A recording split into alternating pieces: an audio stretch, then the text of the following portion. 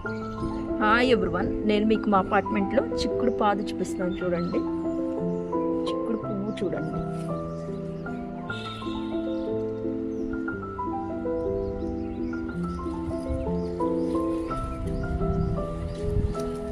ఇవన్నీ ఇంకా లేతగా ఉన్నాయి, మనకి ముదరడానికి ఇంకా టైం పడుతుంది.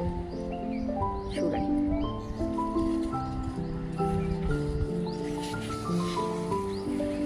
ఇవన్నీ చూడండి, గుత్తులుగా చాలా వచ్చాయి. చూడండి,